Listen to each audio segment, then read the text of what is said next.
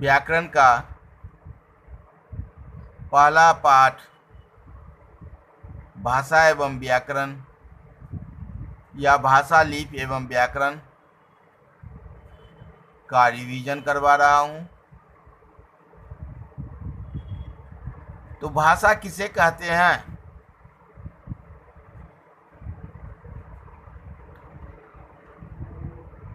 भाषा वह साधन है जिसके द्वारा हम अपने मन के बात को दूसरों के सामने रखते हैं और दूसरों का विचारों से अवगत होते हैं या सुनते हैं। लेकिन संक्षिप्त में हम इसकी परिभाषा इस प्रकार दे सकते हैं: भावों एवं विचारों के आदान प्रदान के माध्यम को भाषा कहते हैं। भावों एवं विचारों के आदान प्रदान के माध्यम को भाषा कहते हैं। विश्व में अनेक भाषाएं बोली जाती है। हमारे देश में भारतीय संविधान के द्वारा 22 भाषाओं को मान्यता दी गई है, जिसमें उर्दू, गुजराती, असमिया, सिंधी, मलयालम, हिंदी, बोडो, डोगरी, पंजाबी, मराठी, तमिल, कन्नड़, बंगला, कोंकणी, संथाली, कश्मीरी, उड़िया, तेलुगु, संस्कृत, मणिपुरी, नेपाली और मैथिली भाषा को मान्यता मिला हुआ है। भारतीय संविधान द्वारा 22 भाषाओं को जो मान्यता मिला हुआ है, यही 22 भाषा है। भाषा के दो रूप होते हैं, मौखिक एवं लिखित। जब हम बोलकर किसी भाषा का आदान प्रदान करते हैं तो मौखिक भाषा के अंतर्गत आता है, और जब लिख कर करते हैं शब्द समूह के प्रयोग करके, उसे लिखित भाषा कहते हैं। किसी व्याकरण में कहीं कहीं पर सांकेतिक भाषा का भी चर्चा है, जो इशारों के द्वारा भी भाषा का निर्माण होता है। जैसे कोई मूक, गूंगा इशारा सांकेतिक भाषा का प्रयोग करते हैं। भाषा की इकाइयां: ध्वनि यानी मुख से निकलने वाली प्रत्येक स्वतंत्र आवाज, जैसे अरे, वाह, है। वर्ण, और से लेकर लो, ये सब जो है वह वर्ण, वह छोटी सी मूल ध्वनि है जिसके खंड नहीं हो सकते हैं। शब्द, वर्णों के सार्थक समूह को शब्द, वाक्य, शब्दों के सार्थक समूह को वाक्य कहते हैं। तो ये भाषा की इकाइयां हैं।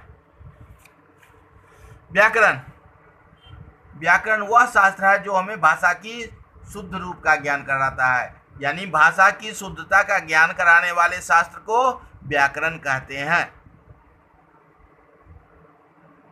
व्याकरण भाषा को नियमित और व्यवस्थित रखता है। यह भाषा की प्रकृति का विश्लेषण है। इसीलिए शुद्ध लिखना, शुद्ध पढ़ने के लिए व्याकरण की आवश्यकता होती है। व्याकरण के विभाग या अंग निम्नलिखित है: वर्ण विचार, शब्द विचार, पद विचार और वाक्य विचार।